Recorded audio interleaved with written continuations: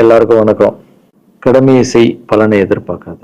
என்னடா நம்ம எதுக்கோ எதிர்பார்த்துட்டு இருந்தோம், இது என்ன ஒரு ஸ்லோகம் சொல்றான்னு பாக்குறீங்களா? எந்த விஷயத்துக்காக நீங்க எதிர்பார்த்துட்டு இருக்கீங்களோ அதுக்கு முன்னாடி ஒரு ஸ்லோகம், ஒரு குட்டி கதை. ஏன்னா இந்த வீடியோ முடியும் போது அந்த ஸ்லோகத்துக்கும் அந்த குட்டி கதைக்கும் ஒரு லிங்க் இருக்கு, சரிங்களா?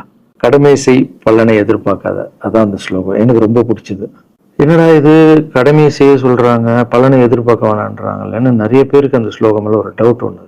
வேலை பண்றோம், வேலைக்கேற்ற கூலியை எதிர்பார்க்க கூடாதா?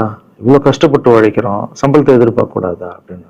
அந்த ஸ்லோகத்தோடைய முழு மீனிங் என்னன்னா ஒரு கதையா சொல்லிடுறேன். ஒரு பெரிய வீடு, ஒரு மிகப்பெரிய பணக்காரரு.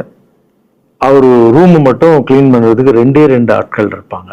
ரொம்ப பிடிச்சவங்க 2 பேரு அந்த ரூம் கிளீன் பண்றதுக்கு வச்சிருக்காரு. அவர் மிகப்பெரிய பணக்காரர். அவர் இப்போ 2 பேரும் வந்து ரூம் துடைக்கிறவங்க. ஓகே, அவர் காலையில ரெடி ஆகி அந்த ரூம்ல இருந்து வெளியே வரும்போது அவங்க துடைச்சிட்டு இருக்காங்கல்ல, அதுல ஒருத்தர் வந்து அவர் பாட்டுன்னு ஒரு வேலையை பார்த்துட்டு இருப்பார், துடைச்சிக்கிட்டே இருப்பாரு.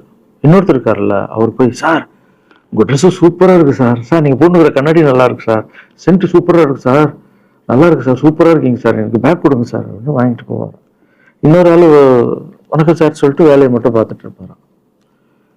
இப்படியே தினமும் நடக்கும். அப்புறம் அந்த ஓனர் வந்து இந்த ஊரை விட்டு வெளியூருக்கு போறாரு. போகும்போது 2 வேலைக்காரங்களும் கூப்பிட்டு ஒருத்தருக்கு வந்து 1 மாசம் சம்பளம் எக்ஸ்ட்ரா, யாரு கூட பேக் எல்லாம் தூக்கிட்டு போய் எப்போ பார்த்தாலும் சூப்பர் சூப்பர் சொன்னார்ல, அவருக்கு 1 மாசம் சம்பளம் எக்ஸ்ட்ரா.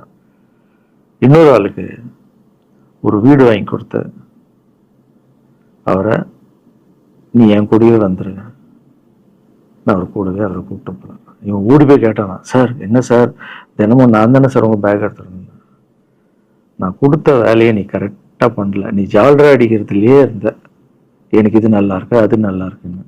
ஆனா அவன் வேலையை மட்டும்தான் பார்த்தான். வேலையை கரெக்டா பார்த்தா பலனு கடவுள் கொடுப்பாரு, அந்த பலன் தான் இது அப்படின்னு சொன்னான்.